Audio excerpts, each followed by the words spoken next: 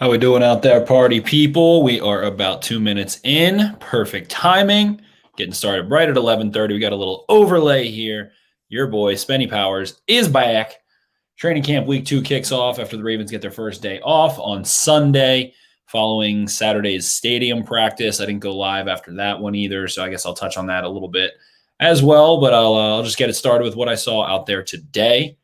It was the longest practice so far of camp. It ran all the way up until 11, longer by a half hour than usual.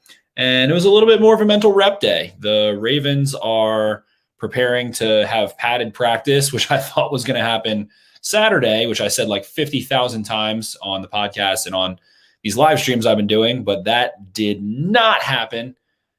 A little bit disappointing, but the practice itself did not disappoint. Rashad Bateman had a big day. James Prochet had a huge day. Sammy Watkins had a big day. Josh Oliver had a big day. Adafe Oweh was all over the place making plays left and right. His speed has been put on display quite a bit. He looks like a flag football all-pro. We haven't seen the contact yet, but he was beating guys cleanly. And it's just funny watching him take over 99 after Matt Judon had it. Judon was a pretty quick dude, especially at his size at, about 6'3", 6'4", 270-ish range. Not sure, what it actually was. That's what he was in the combine. Maybe he's, more towards 260. Who knows? But Judon would always be a hustle player. I specifically remember when the Ravens played the Browns in the Pooh game, and Judon chased down David Njoku from completely other side of the field on a screen. And, Judon always hustled too hard, hustled threw the whistle too long, got penalties, all kinds of stuff. He went a little too hard. But, the hustle was always there. And now Adafe Oweh runs, a Penn State 4.3, which we'll call it a combine 4.45. That's what I would, if I had to guess what he might have ran, we'll say combine 4.45 range, right around there, maybe 4.4. But Oweh is moving. He looks like a 20 mile per hour plus kind of guy. And that speed is on display consistently to the flats, chasing down and closing out to the perimeter. So that's where he's going to make a big impact, it feels like. We'll see how he is as an open field tackler and all that stuff. But he's so long, he's so strong, and he's got so much speed. I imagine he'll do well there. His pursuit seems to be back hip to the sideline, which makes it pretty difficult to shake guys. But he had moving out there today as well. In terms of the quarterback race, I guess you can call it, McSorley, makes his throws. It feels like it's still wide open. McSorley makes some throws. McSorley's one thing that he does is that he checks the ball down, he'll scramble way too much. After like 4 seconds, the defensive lineman and the lineman have all kind of stopped, and then he'll tuck the ball and run. That to me says that he's not really seeing what's happening downfield a ton. And that's not to say that Tyler Huntley hasn't been running around a lot, but Tyler Huntley seems to get the ball out a little quicker a lot of the time. Huntley will put the ball in harm's way a little bit more, just a little bit more, I think. But he also pushes the ball downfield. He's definitely a better open field runner. At this point through camp, I would say, it feels like maybe slight edge Huntley, but I do think it's still pretty wide open. Everybody saw what happened in Saturday's practice. Rashad Bateman, going over top of Marlon Humphrey and all the touchdowns, all the stuff that was live streamed on YouTube. So I guess I don't have to get into that too much. You guys can all see it yourselves. Keith Williams putting on quite a display, getting those receivers releases cooking. So that leads us up to today. Today, I got there about 15 minutes into practice. I think they probably had just broken out after calisthenics into positional drills.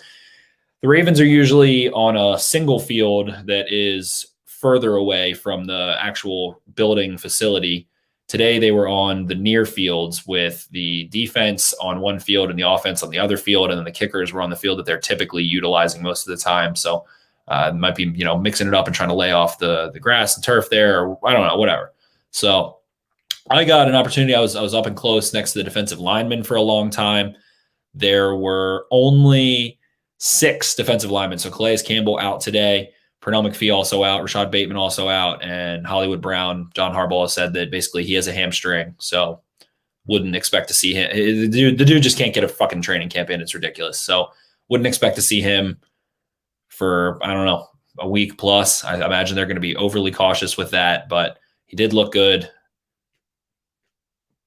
The one day full practice he had, he was torching everybody, and then He looked good early on. So we'll see what happens with that. But through today, Anthony Weaver, I was able to, Keith Williams is taking a lot of shine, Rob Ryan as well.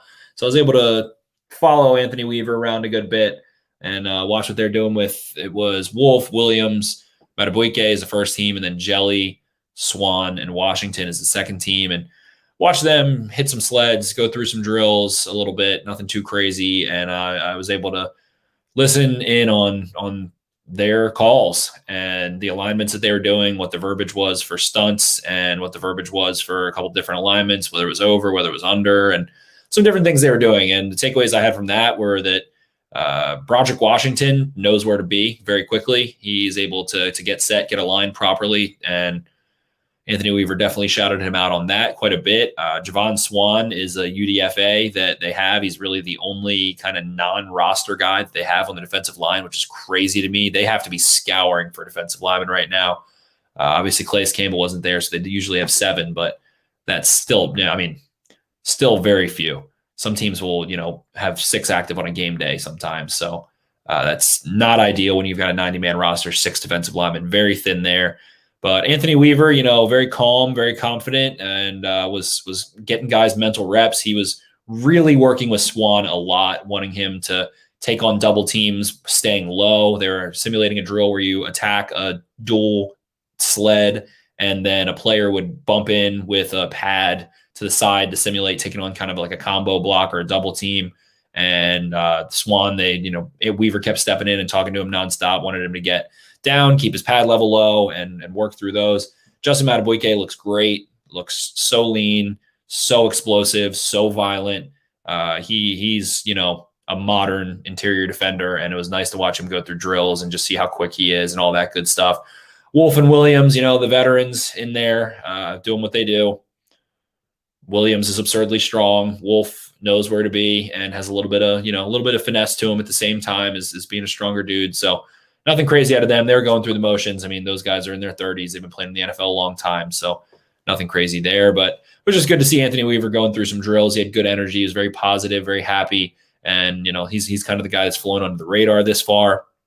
From what I heard from some others was that Sammy Watkins had some dropsies in positional drills, and that translated to full team and 7-on-7 drills. I think Watkins had at least 4 drops today between positional drills and the team drills from what I heard.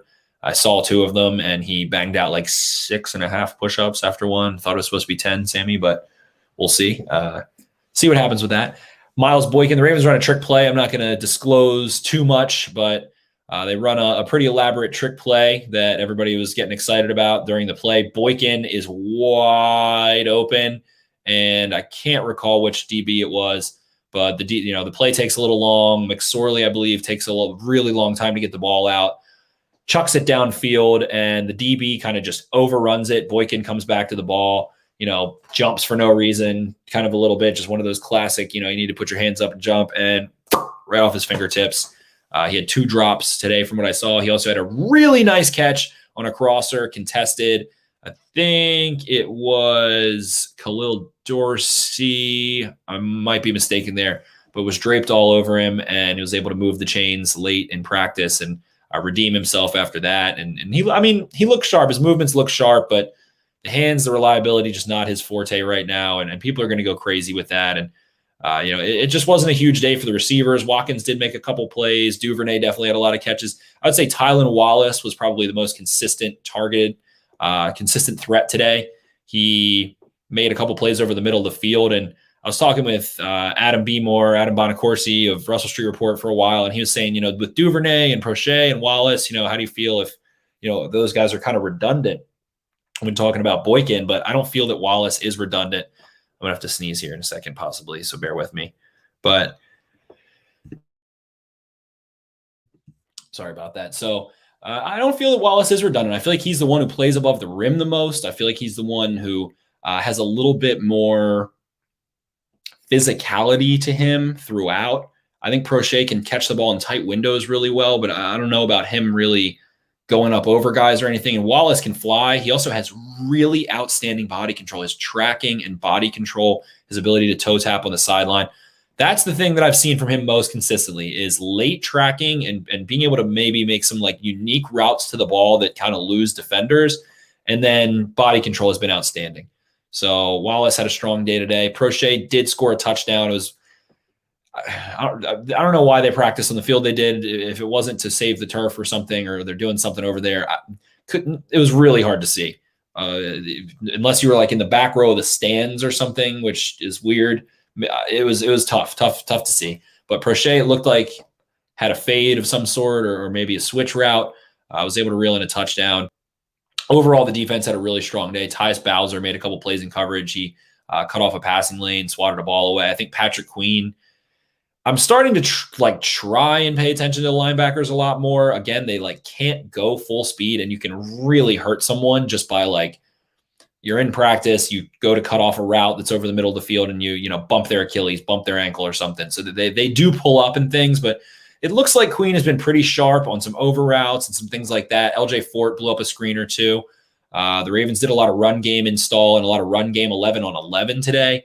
And it looked like Matabuike was getting in there a little bit and making some plays and whatnot. And J.K. Dobbins looks fast, looks sharp.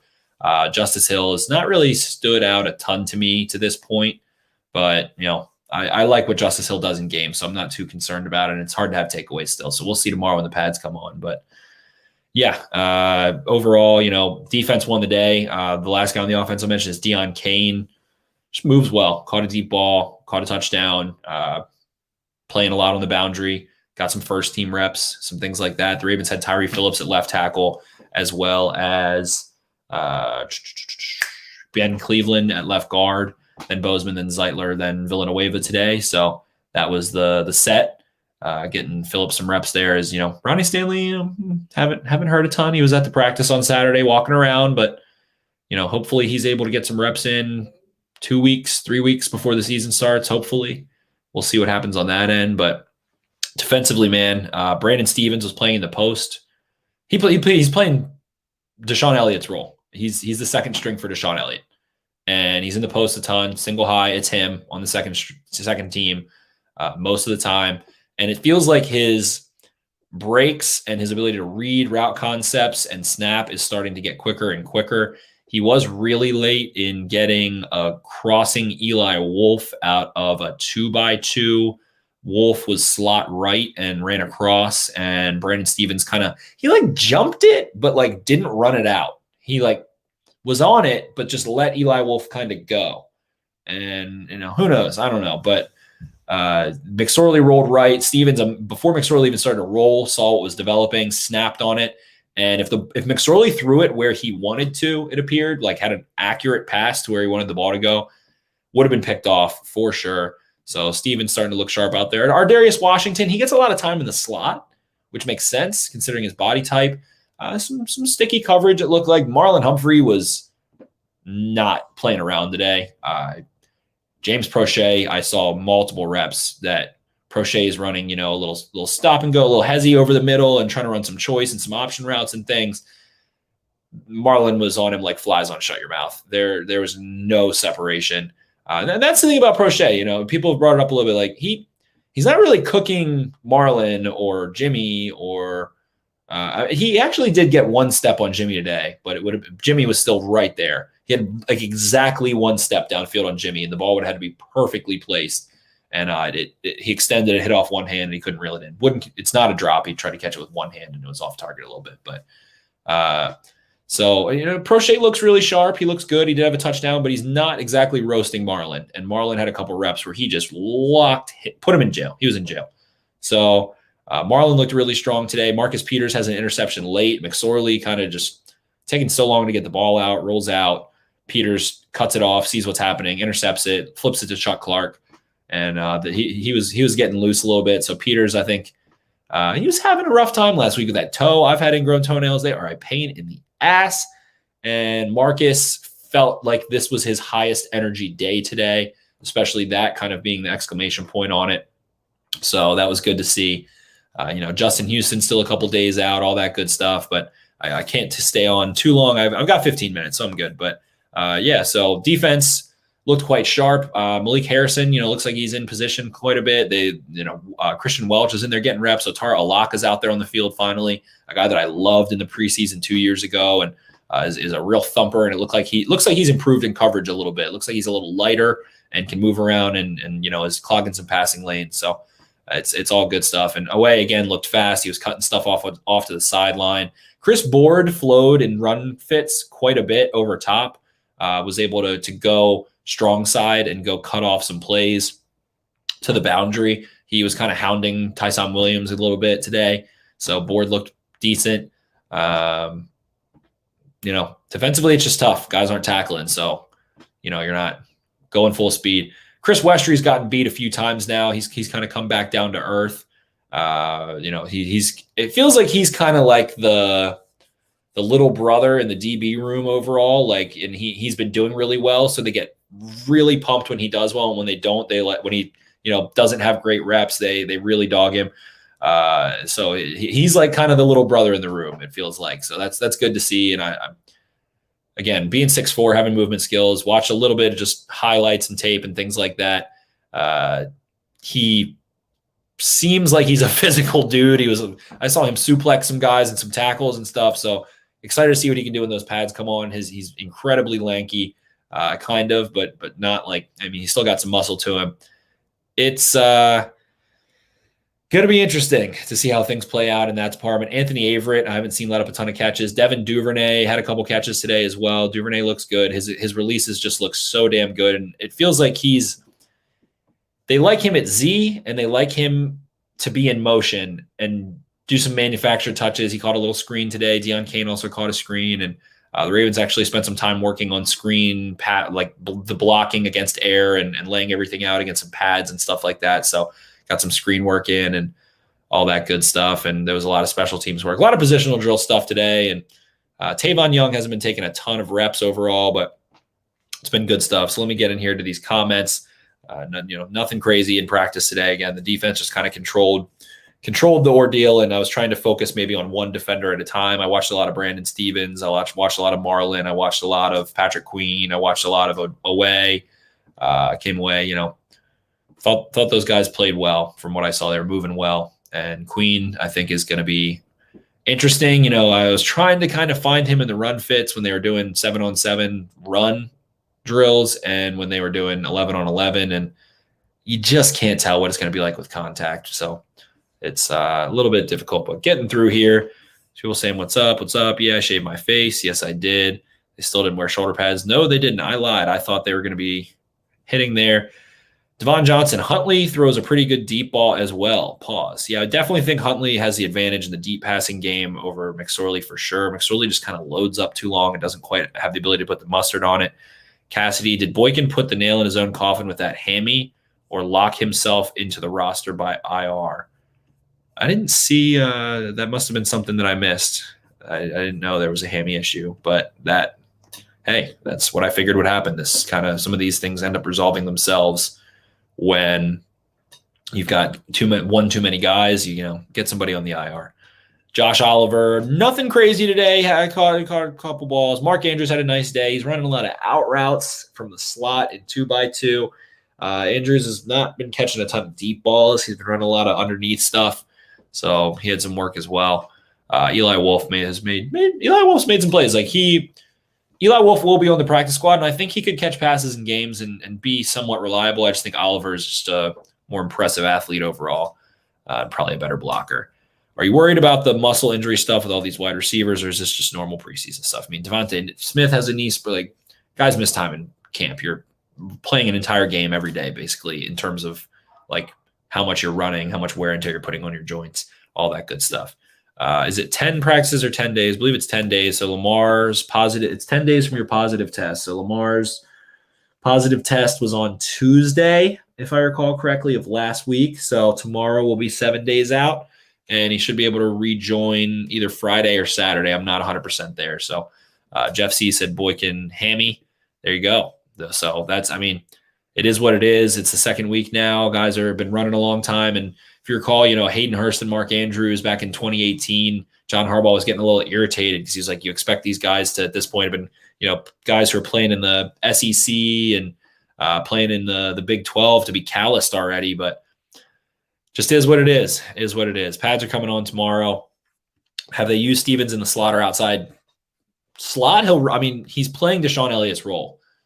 He is second team Elliott. So imagine Elliott, sometimes the rotation goes that way and he comes down to the slot. But if it is a single high concept, a lot of the time it's him on that second team. And he's been able to look like he's been lining up some run fills and would be in position to be able to, make a tackle. He's a physical dude. He played running back and all that good stuff. I wouldn't say he was like, the world's greatest tackler at SMU, but a physical guy who has good size, good length, and all that good stuff. So it's, so it appears the Ravens could be without Marquise Brown, Rashad Bateman, and Miles Boykin tomorrow. So, hey, maybe we will see James Prochet get to line up on Marlon Humphrey and Jimmy Smith with the pads on.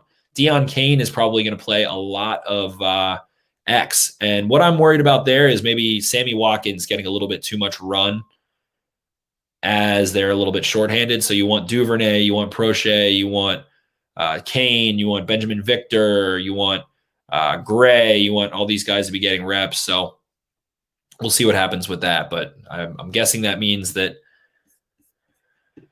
Boykin's going to be out.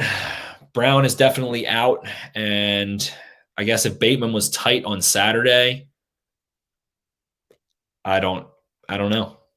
Yeah, pads come on tomorrow. Pads come on Tuesday, as I said. So that about does it for today. If anyone else has anything else before I get out of here, it is going to be fun to see them finally hitting. That's when I can get into offensive line, defensive line. I'm sure they'll be doing one-on-ones. I'm sure they'll be doing some half sides and some full reps there. I think it's going to get testy. The one thing I'll say before I get out of here is that the Ravens defense has, Wink Martindale loves those quote unquote shots on goal. He loves trying to strip the ball, jar the ball loose, and even more so than what I recall from 2 years ago.